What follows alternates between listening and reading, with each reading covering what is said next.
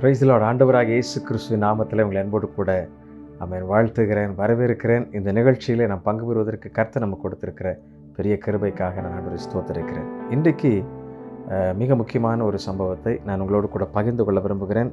வேதாகமத்தில் சங்கீதக்காரன் முதல் புஸ்தகத்தை அவர் எழுதுகிறார். அதில் சொல்லப்பட்டிருக்கிற மிக முக்கியமான செய்திகள், அதனுடைய தொடர்ச்சியாக வேதம் முழுவதும் நமக்கு சொல்லப்பட்டிருக்கிற எப்பக்கம் நாம் சாயக்கூடாது. இன்றைக்கு பல சூழ்நிலைகளிலே நண்பர்கள் பக்கம் சாய்கிறார்கள், வீட்டில் பெற்றோர்கள் பக்கம் அவர்கள் ஒருபோதும் இருப்பதில்லை என்கிற பேச்சு பரவலாக பல இளைஞர்களுடைய வாழ்க்கையில் கேட்கப்படுகிறதை பார்க்கிறோம். பல பெற்றோர்கள் மிகவும் வருத்தப்படுகிறதை பார்க்கிறோம். காரணம் என்னவென்றால், இந்த இளமை துடுப்பிலே அவர்கள் நண்பர்கள் பக்கமே சாய்ந்து கொண்டிருக்கிறதை பார்க்கிறோம். பெற்றோர்கள் சில ஆலோசனைகளை சொன்னாலோ, இல்லை பெற்றோர்கள் சில பொருட்களை வாங்குவதில் கால தாமதம் ஆக்கினாலோ பலருக்கு கடுப்பாகி விடுகிறார்கள். பலர் பெற்றோர்களை ஏளனமாக பார்க்கின்றார்கள்.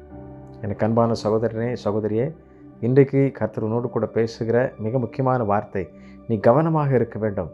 உன்னை வேதம் நமக்கு சொல்லித் தருகிறது, நீ பெற்றோர்களை மதித்து நடக்க வேண்டும், உன்னை கனம் பண்ண வேண்டும் என்று சொல்லப்படுகிறது. ஆகவே உன்னை பெற்றெடுத்தவர்களுக்கு நாம் கொடுக்க வேண்டிய மரியாதை, கனம் அதிகமாக கொடுக்க வேண்டும். அப்படி இல்லைன்றால் நீங்களும் நானும் அந்த ஆசீர்வாதத்தை இழந்து சாபத்தின் பிள்ளைகளாக மாறிவிடுவோம். சாபம் என்பது என்ன? நம்முடைய சந்ததிகள் முழுவதும் அது தொடர்ச்சியாக இருக்கும். அப்படிப்பட்ட ஒரு தவறான பாதைக்கு நாம் போக வேண்டிய அவசியம் இல்லை. என்றைக்குமே நம்முடைய பெற்றோர்கள் நமக்கு தீமை செய்கிறவர்களாக அல்ல. ஒரு சிலர் பல காரியங்களில் வித்தியாசமாக யோசிக்கலாம், ஆனால் ஒருபோதும் தீமை செய்கிறவர்கள் அல்ல.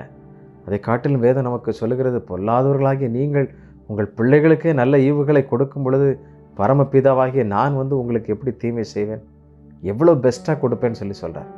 அப்படின்னா நீங்களும் நானும் மிக கவனமுள்ளவர்களாக சரியான பாதையிலே பயணிக்கிறவர்களாக இருக்கும்படி கர்த்தர் நமக்கு அழைக்கிறார். இன்றைக்கு இந்த தியானத்திற்கு ஆதாரமாக ஆண்டவர் நமக்கு சொன்ன இந்த வார்த்தை உங்களோடு கூட நான் சொல்லுகிறேன்.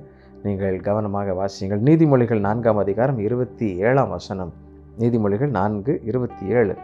வலது புறமாவது இடது புறமாவது சாயாதே, உன் காலை தீமைக்கு விலக்குவாயாக.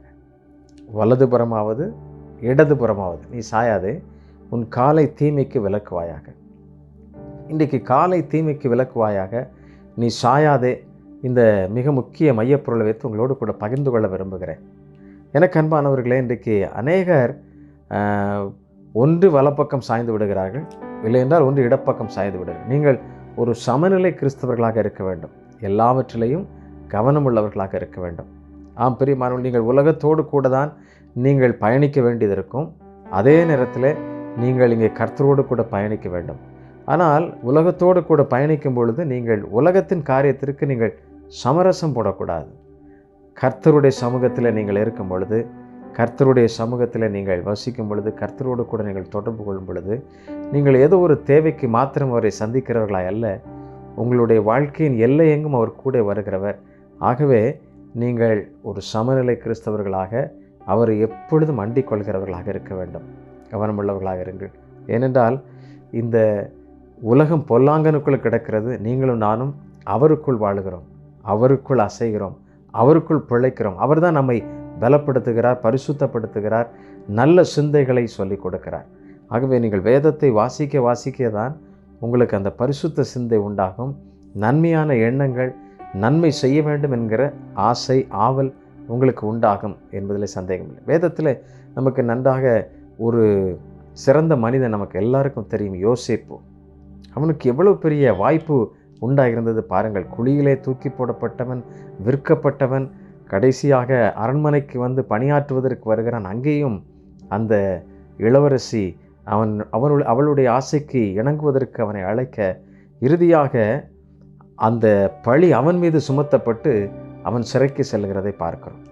ஆனாலும் அவன் பொருட்படுத்தவில்லை. நீங்கள் வாசித்து பார்ப்பீர்கள் என்றால், சிறைகளில் இருக்கிற எல்லா மனிதர்களுக்கும் அவன் அதிகாரியாக மாறிவிடுகிறான். கர்த்தருடைய பிள்ளைகள் எங்கே இருந்தாலும் பெஸ்ட்டாக தான் இருப்பாங்க, ஒஸ்ட்டாக இருக்க மாட்டாங்க. நீங்கள் கர்த்தருடைய பிள்ளைகளா, நீங்கள் தேவனுடைய பிள்ளைன்னு சொன்னீங்கன்னா, நீங்கள் வேதத்தின்படி நடப்பீங்க, ஆண்டவரோடு கூட நடப்பீங்கன்னா, வலதுபுறம் இடதுபுறம் சாயாமல் இருப்பீங்கன்னா, நீங்கள் எப்போவுமே பெஸ்ட்டாக தான் இருப்பீங்க. நீங்கள் ஒஸ்ட்டாக இருக்க மாட்டீங்க. உங்களை பார்த்து பலர் உங்களுடைய பாதையில் நடப்பாங்க. அப்படின்னா என்ன அர்த்தம்? யோசேப்பை பார்த்து எல்லாருமே ஆச்சரியப்பட்டாங்க. குழிக்குள்ளே போட்டாலும், விற்கப்பட்டாலும், அதிகாரிகள் மத்தியில் இருந்தாலும் எல்லாவற்றிலையும் பெஸ்ட்டாக தான் செஞ்சான். சிறைக்கு போன பின்பு பாருங்கள், அதற்கு பின்பாகவும் ஆண்டவர் அவருடைய பிள்ளைகளை கைவிடவே மாட்டார். அவர் சரியாக அழைத்து செல்கிறார். பாருங்கள், சில காலம் துன்பங்கள் அனுபவித்தது போல இருந்தாலும் ஆபத்து நாளில் நான் அவனோடு கூட இருந்து அவனை தப்புவிப்பேன் என்று சொன்ன வாசகம் எவ்வளவு உண்மையானது, எவ்வளவு அற்புதமானது பாருங்கள். இறுதியாக அந்த தேசத்திற்கே அதிபதியாக மாறிவிடுகிறார். இப்போ அந்த ராஜா என்ன சொல்லுகிறார், எப்பா அரண்மனை மாத்திரம்தான் எனக்கு இருக்குது, மற்ற எல்லாத்தையும் நீ ஆளுகை செய்யுங்கிறான். அதனால தான் அந்த தேசம் பஞ்சத்திலிருந்து காப்பாற்றப்படுகிறது. ஆண்டவருடைய பிள்ளைகள் ஆமென் தீமைக்கு காலை விலக்கும் பொழுது அவர்களை பெஸ்ட்டாக மாற்றுவார். அல்லேலூயா. உங்களை பெஸ்ட்டாக மாற்ற போகிறாரு. நீங்கள் உங்களுடைய காலை தீமைக்கு விலக்குங்கள். சங்கீதக்காரன் தன்னுடைய முதல் புஸ்தகத்தில் அவர் இப்படியாக எழுதுகிறதை பார்க்கிறோம். துன்மார்க்கருடைய ஆலோசனையில் நடவாமலும், பாவிகளுடைய வழியில் நில்லாமலும், பரியாசக்காரர் உட்காரும் இடத்தில் உட்காராமலும் என்று சொல்லப்பட்டிருக்கிறார். அப்படின்னா நீங்கள் துன்மார்க்கருடைய ஆலோசனையில் நடக்கக்கூடாது. துன்மார்க்கர் என்ன பேசுவாங்க, 4 ஃப்ரெண்ட்ஸ் இருக்கிறாங்க அப்படின்னு வச்சுக்கிங்களேன். நீங்கள் காலேஜுக்கு போகும்போதோ இல்லை வேலையை பார்க்குற இடத்துலையோ எங்கேனாலும் சரி, நீங்கள் இங்கே நல்லா கவனிக்கணும். கர்த்தருடைய பிள்ளைகள் தீமைக்கு ஒருபோதும் துணை போக மாட்டார்கள். தவறான பேச்சுக்கு ஒருபோதும் இடம் கொடுக்க மாட்டார்கள். நம்ம நெருங்கிய நண்பன், இவனை விட்டுற முடியாது, அவன் பாலிய நண்பன், சிறு பருவத்திலிருந்தே அவன் நண்பனாகி வருகிறான் அப்படின்னு சொல்லி அவனுடைய தீமைக்கு நீங்கள் ஒருபோதும் உங்களை ஒப்பு கொடுக்கக்கூடாது. நீங்கள் கவனமாக இருக்க வேண்டும். அப்படி என்றால் உங்களுக்குள்ளாக இருக்கிற நற்பண்புகள் அவர்களை பாதிக்க வேண்டும், இல்லை என்றால் அவர்கள் அதில் பழகி கொள்ள வேண்டும். கவனிக்கிறீங்களா? நல்லா கவனிச்சிக்கிங்க. அப்போ 4 பேர் இருக்கிறாங்க, 4 விதமாக சிந்திக்கிறார்கள். ஒருத்தன் சொல்லுகிறான், மாப்பிள்ளை இங்கே போகலாம் அப்படிங்கிறான். ஒருத்தன் சொல்கிறான், மாப்பிள்ளை இந்த பஸ் ஸ்டாண்டில் நிற்போங்கிறான். ஒருத்தன் சொல்கிறான், மாப்பிள்ளை வா மாலுக்கு போகலாம், கொஞ்ச நேரம் போயிட்டு வரலாங்கிறான். இப்படி பல வகையான டிஸ்கஷன் இருக்கும். ஆனால் நீங்கள் கவனமாக இருக்க வேண்டும். நீங்கள் கர்த்தருடைய பிள்ளை. இப்போ என்ன நேரம், எதற்காக அப்படின்னு ரொம்ப கவனமாக இருக்கணும். நண்பர்களோடு நேரம் செலவிடுவது தவறில்லை, விளையாடுவதற்கோ இல்லை சில இடங்களுக்கு செல்வதற்கோ தவறில்லை. ஆனால் எங்கே செல்லுகிறோம் என்பது தான் மிக முக்கியமானது. வீட்டில் சொல்லிட்டு போகணும், ஆசிரியர்களுக்கு தெரியப்படுத்தணும். சிலர் ஹாஸ்டலில் இருக்கிற மாதிரி ஊரெல்லாம் சுற்றுறதை நம்ம பார்க்குறோம். கவனமாக இருக்கணும். எனக்கு அன்பான வாலிப சகோதரனே, சகோதரியே, உன்னுடைய காலை தீமைக்கு விலக்கு. துன்மார்க்கருடைய ஆலோசனைக்கு நீ ஒருபோதும் உடன் போகாதே. ஆமாம், அதனால் கடைசியில் என்ன நடக்கும் பாருங்கள். தன்னுடைய படிக்கிற நேரத்தில் எல்லாத்தையும் ஸ்டடி டைம் எல்லாம் விட்டுட்டு எங்கெல்லாமோ பல வேலைகளை செஞ்சுட்டு அதுக்கப்புறம் எக்ஸாம் வரும்போது பாருங்கள் படிக்க முடியாமல் பலர் தடுமாறுகிறத பார்க்குறோம். ஆகவே காலத்தை பிரயோஜனப்படுத்தி கொள்ளுங்கள். நீங்கள் தீமைக்கு உங்களை காலை விலக்குவீங்கன்னா, உங்களை தப்புவித்து கொள்வீங்கன்னா, நீங்கள் நன்மையான மனிதர்களாக இருப்பீங்க. நீங்கள் நன்மையை பெற்றுக்கொள்வீங்க, நிறைவான ஆசீர்வாதத்தை பெற்றுக்கொள்ளுங்க. பாருங்கள், இங்கே என்ன சொல்லப்பட்டிருக்கிறத, பாவிகளுடைய வழியில் நில்லாமலும். நீங்கள் ஒருபோதும் அப்படி நிற்காதீங்க. பாவிகள் யார் அப்படிங்கிறது நமக்கு நல்லா தெரியுது இல்லையா? தேவனுடைய சத்தத்திற்கு கீழ்ப்படியாதவர்கள். ஏதோ சிகரெட் அடிக்கிறவங்க, தண்ணி அடிக்கிறவங்க, அவங்க மாத்திரம் பாவிகள் இல்லை. பான்பராக்கு, கஞ்சா, புகையில போடுறவங்க அவங்க மாத்திரம் நான் சொல்ல வரல. தேவனுடைய சத்தத்திற்கு, வேதத்தை வாசித்து அதற்கு இணங்காதவர்களே கர்த்தருக்கு விரோதமானவர்கள். அவங்கெல்லாம் பாவிகள் என்று அழைக்கப்படுகிறார். அப்படின்னா இப்போ எவ்வளவு நம்ம கர்த்தரோடு நெருங்கி சேர வேண்டும். ஏன்னா இதெல்லாம் சொல்கிறீங்க, எங்களுடைய வாழ்க்கையிலலாம் இப்படிலாம் நடக்காது, நாங்கள் இவ்வளவுலாம் வாழ முடியாது, அது ஒரு காலத்தில் பார்த்துக்கலாம் அப்படின்னு சொல்லி நீங்கள் நினைக்கலாம். யோசித்து பாருங்கள். சரியான பருவத்தில் வாழைப்பழத்தை சாப்பிட்டா தான் ரொம்ப நல்லா இருக்கும். அதுதான் ரொம்ப டேஸ்ட்டாக இருக்கும். எல்லாம் முடிஞ்சு போய் அழுகின பிறகு இல்லை வெறும் நீங்கள் அதை தோலை உரித்து பார்த்தீங்கன்னா ஒன்றும் இருக்காது. வெளியில் பார்க்க ரொம்ப நல்லா இருக்கிற மாதிரி இருக்கும், ஆனால் உள்ளே அங்கே அழுக்கும் புழுவும் வந்துடும். அதனால் உங்களுக்கு சரியான பருவத்தில் நீங்கள் ஆண்டவரை பிடித்து கொள்ளுங்கள், கர்த்தரை தேடுங்கள். அப்பொழுது தான் உங்களுடைய வாழ்க்கையில் வெற்றி உண்டாகும். உபாகமம் 5:32 இப்படி சொல்லுது, வலதுபுறம் இடதுபுறம் சாயாதிருப்பீர்களா என்று சொல்லி நம்முடைய கட்டளைகளில் ஒன்றாகவே இருக்குது. ஒரு பெரிய பிரமாணம் நமக்கு எழுதப்பட்டிருக்கிறது. அப்படின்னா உன் கண்கள் நேராய் நோக்க கடவது, அக்கம் பக்கம் திரும்பாத, இந்த உலகத்தில் திரும்பாமல் எப்படி போக முடியும் அப்படின்னு சொல்லி நிறைய கேட்கலாம். அதுக்கு அர்த்தம் என்னென்னா, எல்லாத்தையும் பார்க்கலாம், ஆனால் இன்னொரு முறை பார்ப்பது பாவம். ஒரு முறை பார்ப்பது பாவம் அல்ல, ஆனால் மறுமுறை அதை திரும்பும் பொழுது அது பாவம். உன்னோட வாசல் படியில் படுத்திருக்கும். அதை மறுபடியும் மறுபடியும் செய்ய உன்னை தூண்டும், உன்னை விடாது, உன்னை திரும்ப பிடிச்சிக்கிடும். அதனால் கவனமாக இருக்கணும். வசனம் அப்படி சொல்லுகிறது பாருங்கள். ஸோ நண்பர்கள் சில நேரங்களில் வருங்க. 2 தீமோத்தேயு 4ஆம் அதிகாரம் 4ஆம் வசனம், அங்கே என்ன எழுதப்பட்டிருக்கிறது பாருங்கள். கட்டுக்கதைகளுக்கு சாயாதே. கட்டுக்கதைகள், நிறைய கதைகள் சொல்லுவாங்க, நிறைய படக்காட்சிகள் அப்படி எக்ஸ்பிளைன் பண்ணுவாங்க. நீங்கள் ஒருபோதும் அதற்கு உங்களுடைய வாழ்க்கையை அனுமதிக்காதீங்க. நீங்கள் கர்த்தருடைய பிள்ளைகள், நீங்கள் தேவனுடைய சாயலாய் படைக்கப்பட்டவர்கள். தேவனுடைய திட்டத்திற்கு மாறாக நீங்கள் இருப்பீங்கன்னா ஆண்டவர் உங்களை எப்படி ஆசீர்வதிக்க முடியும்?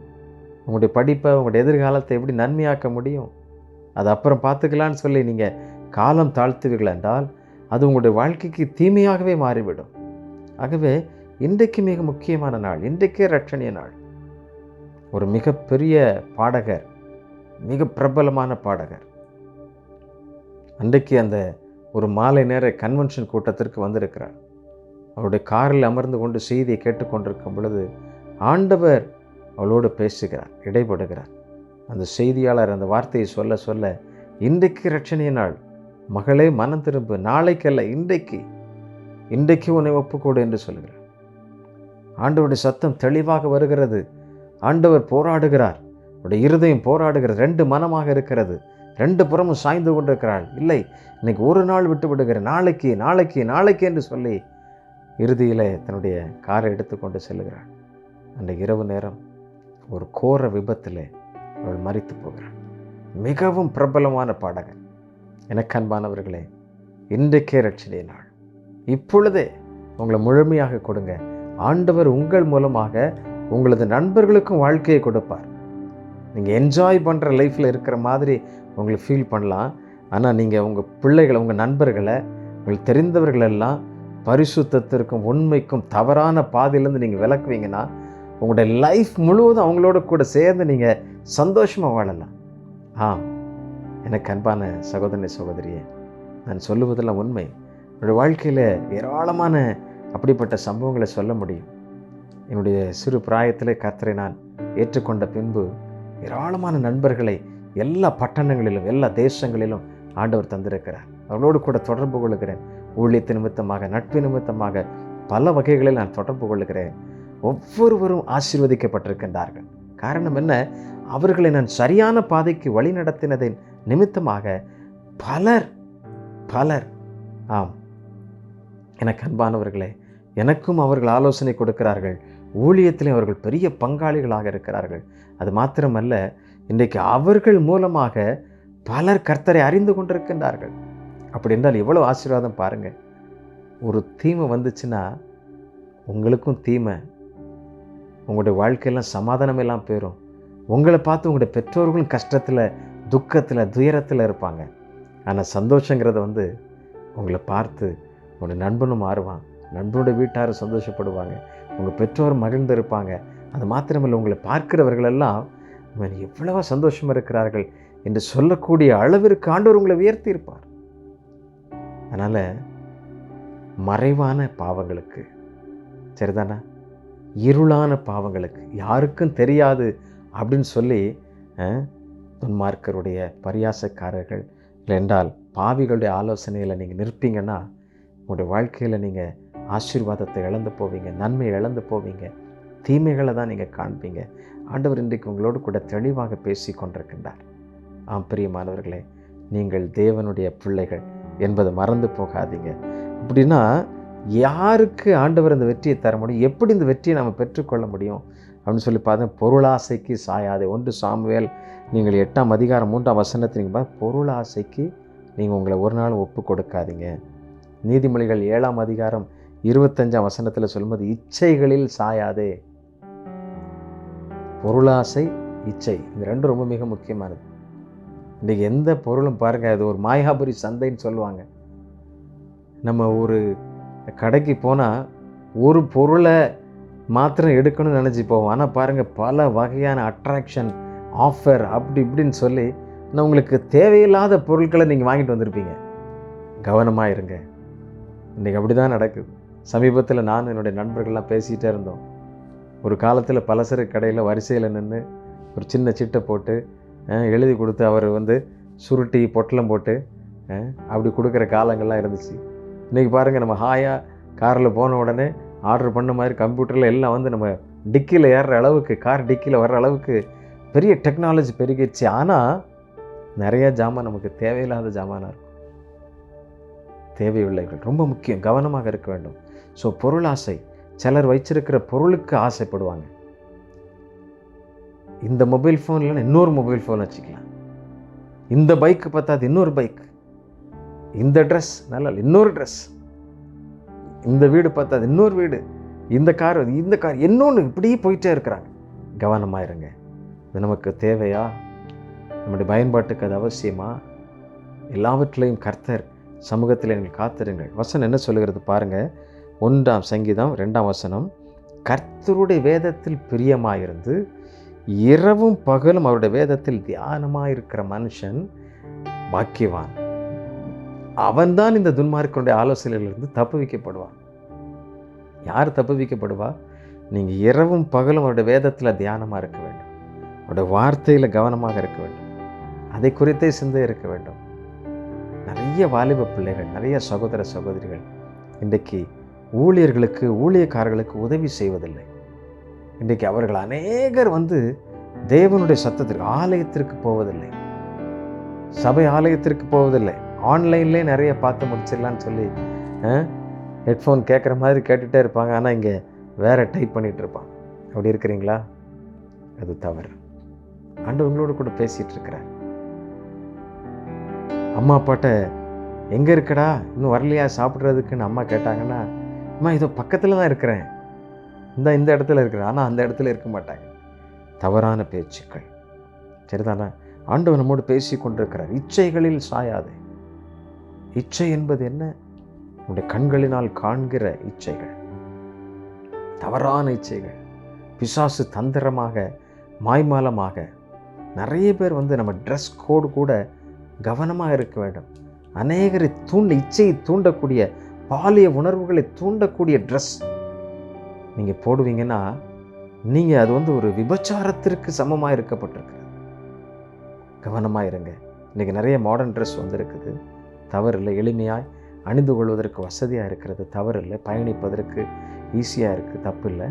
ஆனால் அது இச்சைகளை தூண்டக்கூடியவதாய் பாருங்கள், கவர்ச்சியாக இருக்கும் என்றால் கவனமாக இருக்க வேண்டும். ஆண்டவர் உங்களை பார்த்து பேசுகிறார், அந்த இச்சைகளுக்கு நீ சாயாதே என்று சொல்லி. உபாகமம் 17:18 நீங்கள் வாசித்து பார்த்தீங்கன்னா, கற்பனைகளை விட்டு சாயாதே. கற்பனைகள், ஆண்டவர் நமக்கு கொடுத்திருக்கிற சட்டத்திட்டங்கள், இதைகளை விட்டு நீ வெளியே போகக்கூடாது. தகப்பனின் தாயும் கனம் பண்ணுவாயனா கனம் பண்ணணும். ஆண்டவர் அதற்கு தான் நம்மை பிரித்தெடுத்திருக்கிறார், அதற்கு தான் நம்மை அழைத்திருக்கிறார். உலக மனிதர்களைப் போல உலக மனிதர்களை பார்த்து கொண்டு நீங்கள் உங்களுடைய வாழ்க்கையை அதில் இணைத்து கொள்ளாதீர்கள். நீங்கள் பரலோக சிந்தை கொண்டவர்கள். நீங்கள் இந்த பூலோகத்திற்குரியவர்கள் அல்ல. நீங்கள் தேவனுடைய சாயலாக இந்த உலகத்தில் வாழ்ந்து கொண்டிருக்கின்றவர்கள். அப்படின்னா உங்கள் தலைமுடியை சீவும் பொழுது, உங்கள் ட்ரெஸ்ஸை போடும் பொழுது, சரிதானா, உங்களுடைய ஷூவை மாட்டும் பொழுது, எல்லாத்தையும் செய்யும் பொழுது நீங்கள் கவனமாக உங்கள் சிகை அலங்காரங்கள் எல்லாவற்றிலையும் நீங்கள் கவனமாக இருக்க வேண்டும். நீங்கள் தேவனுடைய சாயலாக இருக்கிறவர்கள். அப்படின்னா உங்களுடைய ஷர்ட்டை எடுத்து மாட்டும் போதே, கர்த்தருடைய பிள்ளை ஆவியானவரே உமக்கு நன்றி அப்பா அப்படின்னு சொல்லி நீங்கள் கர்த்தரை துதிக்கணும். அந்த உறவில், அந்த உணர்வில் நீங்கள் வாழணும். எனக்கு தந்தவைகளுக்காய் என்னை நடத்தி கொண்டிருப்பவராகிய நீர் உமக்கு நன்றி. அப்படி ஒவ்வொரு நாளும் துதித்து துதித்து உங்களுடைய வாழ்க்கையை இரவும் பகலும் வேதத்தில் நீங்கள் தியானமாக வச்சு பாருங்கள். அவரோடு கூட தொடர்பு கொண்டு வச்சு பாருங்கள். உங்களுடைய வாழ்க்கையில் ஒரு பெரிய மகிழ்ச்சியை நீங்கள் காண்பீங்க. தோல்வி அல்ல, உங்களுக்கு ஒரு பெரிய வெற்றி இருக்கும். ஆனால் எவைகளில் சாயக்கூடாதுன்னு பார்த்துட்ருக்குறோம் பாருங்கள். கற்பனைகளை விட்டு விலகக்கூடாதுன்னு பார்த்தோம். இறுதியாக சங்கீதம் 125:5 வாசித்தீங்கன்னா, கோணலானவைகளுக்கு, கோணலான வழிகளில் நீ போகாத அப்படின்னு சொல்லப்படும். கோணலான வழிகளில் சாயாத. நிறைய வழிகள் இருக்குது. வாழ்க்கையில் நிறைய வழிகளை நம்ம கடந்து போக வேண்டியது இருக்கும். ஆனால் கோணலான வழிகள் அப்படின்னா என்ன அர்த்தம்? தவறான பாதையில் போகாது. உன்னுடைய கால் இழுக்கும், சில நேரங்களில் அந்த பாதைக்கு போகிறதுக்கு தூண்டும். போகாது, நீ அதில் சாய்ந்து போகாத, கவனமாக இரு. இப்படி தேவனுடைய சத்தத்திற்கு நீங்கள் கீழ்ப்படிவீங்கன்னா அது என்ன நடக்கிறது, என்ன ஆசீர்வாதத்தை நீங்கள் பெற்றுக்கொள்வீங்க? ஏன்னா இதெல்லாம் சொல்கிறீங்க, இதனால் என்ன நன்மை, இதனால் எனக்கு என்ன கிடைக்க போகுது, இந்த வாழ்க்கையில் நான் என்ஜாய் பண்ணாதானே அப்படின்னு சொல்லி நீங்கள் நினைக்கலாம். இல்லை, பாருங்கள் என்ன நடக்குது பாருங்கள். 3ஆம் வசனம், சங்கீதம் 1:3, அவன் நீர்க்கால்களின் ஓரமாய் நடப்பட்டு தன் காலத்தில் தன் கனியை தந்து, அவன் சொல்லப்பட்டு நீர்க்கால்கள் ஓரமாக என்ன? ஜீவ தண்ணீர், அவர்தான் இயேசு கிறிஸ்து. நீர்க்கால்கள் என்றால் என்ன? நீரோடே அருகில் உள்ள மரங்களைப் போல. ஆமென், அல்லேலூயா. அப்படின்னா எப்பொழுதும் கனி கொடுப்பான். இயேசுவோடு கூட இருக்கிறதுனால அவர்தான் ஜீவ தண்ணீர். ஜீவ தண்ணீர் நீரே, தாகம் தீர்க்கும் ஊற்றே, ஆலோசனை கர்த்தரே, என்னை ஆளுகை செய்யும். அப்படி பாடி ஆண்டவர் ஆராதிங்க. உங்களுடைய தனிப்பட்ட வாழ்க்கையில் அப்படி கர்த்தரோடு கூட தொடர்பில் இருங்க. வசனம் என்ன சொல்லப்பட்டு பாருங்க. தன் காலத்தில் தன் கனியை தந்து. சில நேரத்தில் சில வாலிபர்கள் இன்றைக்கு என்னோடு கூட அநேக வயது கடந்த பின்பு சொல்லுவாங்க, அண்ணே உங்களை போல் நான் வாழ முடியாமல் போயிடுச்சேண்ணே, நீங்கள் சொல்லும் பொழுதெல்லாம் நான் கேட்கல, இப்போ திருமணமாக இவ்வளோ வயசுக்கு வந்துட்டேன், இப்போ நான் ஏதாவது செய்ய நினைக்கிறேன்னா எனக்கு பலவீனம், சுகர் வந்துட்டு, ப்ரெஷர் வந்துட்டு, எனக்கு வீட்டில் பிள்ளைகளுக்கு அதை செய்யணும், அந்த வேலை இருக்குது, இந்த வேலை இருக்குது, நேரமே இல்லை. தன் காலத்தில் தன் கனியை தந்து. ஆண்டவர் சத்தம் கேட்கும்போது நீங்கள் கீழ்ப்படிஞ்சிருங்க. ஆண்டவர் உங்களோட பேசும் பொழுது ஒப்பு கொடுத்துருங்க. கர்த்தருடைய சத்தத்திற்கு கீழ்ப்படிஞ்சு நீங்கள் வந்துடுங்க. ஆலயத்தில் மணி அடிக்கிறதுக்கு காரணம் என்ன? ஆலயம் ரெடியாக இருக்குது, ஆண்டவருடைய ஆளுகை இருக்கிறது, வாங்கன்னு சொல்கிறது தான். பிரியமானவர்களே, அவருடைய சத்தத்திற்கு நீங்கள் கீழ்ப்படியாமல் போவீங்கன்னா ஆசீர்வாதத்தை இழந்துருவீங்க, நன்மைகளை இழந்துருவீங்க. என்ன நடக்கிறது பாருங்கள். அநேக பிள்ளைகள் அப்படி வருத்தம் தருங்க. அநேக வாலிப பிள்ளைகள் அநேகர் சொல்கிறத நான் கேட்டிருக்கிறேன். அண்ணே இப்போ நான் அர்ப்பணித்ததை மறந்துட்டேன், இப்போ நான் இப்படி தவறான காரியத்தில் இருக்கிறேன், என் உள்மனம் என்னை குத்துகிறது, ஒவ்வொரு நாளும் நான் வேதனையில் வாழ்கிறேன், ஆண்டவருக்கு விரோதமாய் நான் இருந்து விட்டேனே, ஆண்டவர் என்னை அழைக்கும்போது நான் ஊழியத்திற்கு செல்லவில்லையே, ஆண்டவர் என்னை சரியாக வாழும் பொழுது நான் அதற்கு பரிசுத்தமாய் வாழ்வதற்கு என்னை இடம் கொடுக்கவில்லையே, என்னுடைய வாழ்க்கையில் நான் தவறான சிந்தை உள்ளவனாய், தவறான தொடர்புள்ளவனாய் வாழ்ந்தது நிமித்தமாக இப்பொழுது என்னுடைய குடும்ப வாழ்க்கையில், என்னுடைய வேலைகளில் சமாதானம் இல்லையே, சந்தோஷம் இல்லையே, ஆசீர்வாதம் இல்லையே, நான் சம்பாதிக்கிறவைகள் எவைகளும் எனக்கு தங்கவில்லையே என்று சொல்லி பலர் வருத்தத்தோடு வேதனையோடு கூட இருக்கிறார்கள். அதற்கு காரணம் என்ன? தீமைக்கு தங்களுடைய காலை மறைக்காமல் தீமையோடு கோணலான வழிகளிலே சென்றதினால் அவர்கள் வெற்றியை சுவைக்க முடியவில்லை. தன் காலத்தில் தன் கனியை கொடுக்காததினால், இயேசுவுக்கு பிரியமாக வாழாததினால் அவருடைய வாழ்க்கை தோல்வியில் நடந்து கொண்டிருக்கிறது. இன்றைக்கு அவர்கள் வருத்தத்தின் அப்பத்தை சாப்பிட்டு கொண்டிருக்கின்றார்கள். அவருடைய காலம் பூரா இப்போ உள்ள நாட்கள் எல்லாம் அவர்கள் ஒவ்வொரு நாளும் வேதனையோடு கூட வாழ்ந்து கொண்டிருக்கிறார்கள். இயேசு அழைக்கும் பொழுது, இயேசு உன்னை தேடி வந்து உன்னோடு கூட நிற்கும் பொழுது உன்னை ஒப்பு கொடுத்து விடு. உன்னுடைய காலை தீமைக்கு மறைத்துக்கொள், சரியான பாதையில் நெல், துன்மார்க்கருடைய ஆலோசனைக்கு ஓடாதே, நீ எங்கும் சாயாதே, வலதுபுறம் இடதுபுறம் சாயாதே, இயேசுவை நோக்கி பார். அப்படி நடக்கும் பொழுது என்ன நடக்கிறது பாருங்கள். இலை உதிராதிருக்கிற மரத்தை போல் இருப்பான், அவன் செய்வதெல்லாம் வாய்க்கும் என்று சொல்லப்பட்டிருக்கிறது. இலை உதிராதிருக்கிற மரம் என்பதற்கு அடையாளம் என்ன? எப்பொழுதும் கனி கொடுப்பான். அந்த புஷ்டியாயிருப்பார்கள், பசுமையாயிருப்பார்கள். அங்கு வேதனை இல்லை, அழுகை இல்லை, கவலை இல்லை, எப்பொழுதும் மகிழ்ச்சி. ஒரு மரத்தை பார்த்தால் பாருங்கள், கனியோடு இருக்கும் பொழுது, பச்சை பசையில் இருக்கும் பொழுது எவ்வளவு சந்தோஷம் இருக்கும். நீங்கள் தகப்பனாய் மாறும் பொழுது, உங்களுடைய பிள்ளைகள் உங்களுக்கு விரோதமாக நிற்கும் பொழுது எவ்வளவாய் நீங்கள் வேதனைப்படுவீர்கள். அதே போலதான் உங்களுடைய தகப்பனும் அத்தனை வேதனைப்பட்டிருப்பார். ஆகவே இன்றைக்கு நீங்கள் கவனி. வாலிப சகோதரனே, சகோதரியே, இதை பார்த்து கொண்டிருக்கிற, கேட்டுக்கொண்டிருக்கிற எனக்கு அன்பான சகோதரனே, சகோதரியே, உன் இளம் வயதில் நீ கவனமுள்ளவனாயிரு. வேதனையான வழிகளில் கொஞ்ச நேரம் போயிட்டு வர்றேன், கொஞ்ச நேரம் போயிட்டு வரேன், அப்பா அம்மாவை ஏமாற்றிட்டு, ஆசிரியர்களை ஏமாற்றிட்டு, சிலர் நண்பர்களை கூட ஏமாற்றிட்டு போகிறாங்க, யாருக்கும் தெரியாதுன்னு சொல்லிட்டு. அப்புறம் வந்து அங்கேருந்து என்னை காப்பாற்றுடா, நான் சிக்கிட்டேன், மாட்டிட்டேன். எத்தனை பேர் தவறாக கர்த்தர் இன்றைக்கு உங்களோடு கூட பேசி கொண்டிருக்கிறார். கோணலான வழிகளில் நீங்கள் செல்லாதிருங்கள். உங்களுடைய வாழ்க்கை ஆமென் ஆசீர்வாதத்திற்கு நேராக செல்லாமல் அது ஒரு சாபத்திற்கு நேராக ஆமென் உங்களுடைய வாழ்க்கை முழுவதும் எப்பொழுதும் கண்ணீரோடு வருத்தத்தின் அப்பத்தை சாப்பிடுகிற நாட்களாய் மாறிவிடும். ஆகவே இந்த இளமை காலத்தில் நீங்கள் கவனமுள்ளவனாயிரு. நீ கவனமுள்ளவனாய் இருக்கும் பொழுது யோசேப்பு இப்படி கவனத்தோடு இருந்ததினால், கர்த்தரோடு இருந்ததினால் அவன் அவருடைய குடும்பத்திற்கு மாத்திரமல்ல அந்த தேசத்திற்கே சாபத்திலே பஞ்சத்திலிருந்து அத்தனை ஜனங்களை அவர் விடுவிக்கிறான். தன்னுடைய வாழ்க்கையை பரிசுத்தமாய் ஒப்பு கொடுத்ததினால்தான், எல்லா தீமைகளுக்கும் தன்னுடைய காலை மறைத்ததினால் ஓடி விடுகிறான். அவளுடைய வஸ்திரத்தை பிடித்து இழுத்து கொள்ளும் பொழுது அவைகளை விட்டு விட்டு ஓடுகிறான் என்று சொல்லி வசனம் சொல்லுகிறது. அப்படி என்றால் எத்தனையாய் பரிசுத்தத்தை வாஞ்சித்திருப்பான், எத்தனையாய் கர்த்தரோடு கூட நிற்க வேண்டும் என்று சொல்லி யோசேப்பு தன்னுடைய இருதயத்திலே எப்பொழுதும் கர்த்தருடைய சமூகத்திலே தியானத்தில் இருந்தான் என்று வேதம் சொல்லுகிறது. எனக்கு அன்பான சகோதரனை சகோதரியே, இரவும் பகலும் அவருடைய வேதத்திலே தியானம் இருக்கட்டும். உன்னுடைய மொபைல் ஃபோனில் நீ என்ன செய்து கொண்டிருக்கிறாய், உன்னுடைய ஐபாடில் நீ என்ன கேட்டுக்கொண்டிருக்கிறாய், கவனமாயிரு. எதை பார்த்து கொண்டிருக்கிறாய், உன்னுடைய டெஸ்க்டாப்பில் நீ எதெல்லாம் சேவ் பண்ணி வச்சிருக்கிற, ஆண்டவர் தீமைகள் எல்லாவற்றையும் அழித்து விடு.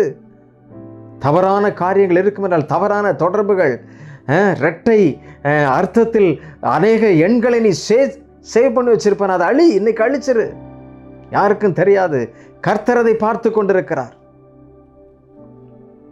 ஆண்டவர் உன்னோடு கூட தான் பேசி கொண்டிருக்கிறார். நீ தேவனுடைய பிள்ளையாய் வாழ வேண்டும். இன்றைக்கே ரட்சிப்பு, இன்றைக்கே தேவன் உன்னை அழைக்கிறார். நீ தேவனுடைய பிள்ளை, வா, பலமுறை வருகிறேன் ஆனால் விழுந்து விடுகிறேன் என்று சொல்லி எண்ணுகிற சகோதரனே சகோதரியே, ஆண்டவர் உன்னை பார்த்து சொல்லுகிறார், நீ இரவும் பகலும் கர்த்தருடைய வேதத்தில் இருப்பாய் என்றால் உன்னை ஒருவரும் தொட முடியாது என்று சொல்லப்பட்டிருக்கிறது. நீங்கள் கர்த்தருடைய வேதத்தில் இல்லாமல் இருப்பீர்கள் என்றால், அவருடைய தியானத்திலே, அவருடைய பிள்ளைகளோடு, அவருடைய விசுவாசிகள் ஐக்கியத்தோடு கர்த்தருடைய சமூகத்தில் நீங்கள் இல்லாமல் இருப்பீர்கள் என்றால் என்ன சொல்லப்பட்டிருக்கிறது பாருங்கள். துன்மார்க்கரோ அப்படி இராமல் காற்று பறக்கடிக்கும் பதரை போல் இருப்பார்கள். ஆகையால் துன்மார்க்கர்கள் நியாய தீர்ப்பிலும் பாவிகள் நீதிமான்களுடைய சபைகளிலும் கூட நிற்பதில்லை என்று சொல்லப்பட்டிருக்கிறது. இது கர்த்தர் உங்களுக்கு கொடுக்கின்ற மிக முக்கியமான எச்சரிப்பு. நீங்கள் கவனமாக இருங்கள். கர்த்தர் நீதிமான்களின் வழியை அறிந்திருக்கிறார், துன்மார்க்கரின் வழியோ அழியும். நீங்கள் உத்தமத்தில் நடக்கும்படி கர்த்தர் அழைக்கிறார், பரிசுத்தத்தில் வாழும்படி அழைக்கிறார். நீங்கள் தீமைகளை சாயாதபடி, அவர் எந்த பக்கமும் சாயாதபடி கர்த்தருடைய வழியிலே நடக்கும்படி அழைக்கிறார். அது நிமித்தமாக உங்கள் குடும்பம் சந்தோஷப்படும், உங்களுக்கு வரும் சந்ததிகள் சந்தோஷப்படும். ஆண்டவர் உங்களை ஆசீர்வதிப்பாராக.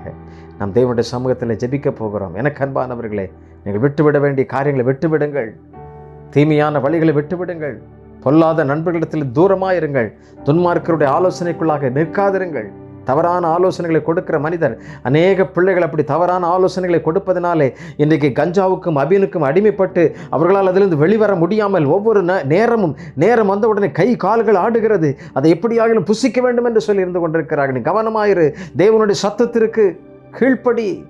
அநேக நட்புகள், கிரிக்கெட் விளையாட வேண்டும், ஒரு நேரம் வைத்துக்கொள், நண்பர்களோடு பேச வேண்டும், இரவுலே அநேக நேரங்கள் பேசிக்கொள்வதனாலே அவர்கள் தவறான தொடர்புகள். தேவனுடைய சத்தத்திற்கு கீழ்ப்படி, அவருடைய சத்தத்திற்கு உன்னை விட்டுக்கூட. ஆண்டவர் உன்னை பார்த்து அழைக்கிறார். எனக்கு அன்பான வாலிப சகோதரனை சகோதரி, எனக்கு அருமையான தகப்பனை தாயை, ஆண்டவர் உங்களை பார்த்து சொல்லுகிறார், தீமைக்கு உங்களுடைய காலை விளக்குங்கள், தீமைகளுக்கு உங்களுடைய காலை ஒருபோதும் சாயாதீர்கள். அல்லேலூயா. நன்மைக்கென்று வாழுங்கள். ஆண்டவர் உங்களை அழைக்கிறார். அல்லேலூயா. இன்றைக்கு ஒரு ரட்சியின் நாள், இன்றைக்கே ரட்சிப்பின் நாள், இன்றைக்கே உங்களுக்கு ஒரு விடுதலை நாள். நீங்கள் தோற்று போகிறீங்க நினைக்கிறீங்களா? கவலைப்படாதீங்க, ஆண்டு உங்களை கைவிடவே மாட்டார். விழுந்து விழுந்து எழும்புகிற நினைக்கிறீங்களா? கவலைப்படாதீங்க. நீங்கள் உங்களை இன்றைக்கு முழுமையாக ஒப்பு கொடுத்து பாருங்கள். இந்த வருஷத்தின் துவக்கத்தில் இருக்கிறோமே, ஆண்டோடைய சமூகத்தில் நீங்கள் ஒப்பு கொடுங்கள். வேதத்தை தியானிப்பதற்கு நீங்கள் முயற்சி எடுங்கள். நாங்கள் நிறைய இன்றைக்கு வருஷம் முழுவதும் தியானிக்கக்கூடிய தியான நேரங்களை வைத்திருக்கிறோம். அநேகர் அந்த வாட்ஸ்அப் குழுவில் இணைந்திருக்கிறாங்க. ஒருவேளை நீங்கள் எங்களோடு கூட இணையலாம், இல்லைன்னா உங்களுடைய திருச்சபையில் அப்படி இருக்கும் என்றால், உங்களுடைய பகுதிகளில் யாராவது ஜெபிக்கிற பிள்ளைகள் அப்படி நடத்துவாங்கன்னு அவங்களோடு கூட நீங்கள் சேர்ந்து கொள்ளுங்க, அவங்களோடு கூட சேர்ந்து ஜெபிங்க. இல்லை அண்ணன் எங்களுக்கு யாருமே இல்லை அப்படின்னு சொன்னால் நீங்கள் எங்களோட கூட தொடர்பு கொள்ளுங்க. நீங்கள் திரையில் பார்க்குற எண்கள் எங்களோடு கூட தொடர்பு கொள்ள நாங்கள் உங்களுக்கு உதவி செய்கிறோம். எல்லா பட்டணத்திலையும் வாலிபர்கள் கர்த்தருக்கென்று பிரகாசிக்க வேண்டும், கர்த்தருடைய பிள்ளைகள் எழுப்ப வேண்டும். ஒரு எழுப்புதலுக்காக நாம் ஒன்றாக இருக்கிறோம். பிசாசினுடைய தந்திரங்களை முறியடித்து நாம் தேவனுடைய சேனையாய் நிற்க வேண்டும் என்று சொல்லி கர்த்தர் நம்மை அழைக்கிறார். அப்படி உங்களை ஒப்பு கொடுப்பீங்களா? கர்த்தர் இந்த வேளையில் உங்களை விசேஷமாக அழைக்கிறார். அப்படி உங்களை அர்ப்பணிங்க. கண்களை மூடி கர்த்தரை நோக்கி பார்ப்போம். அல்லேலூயா.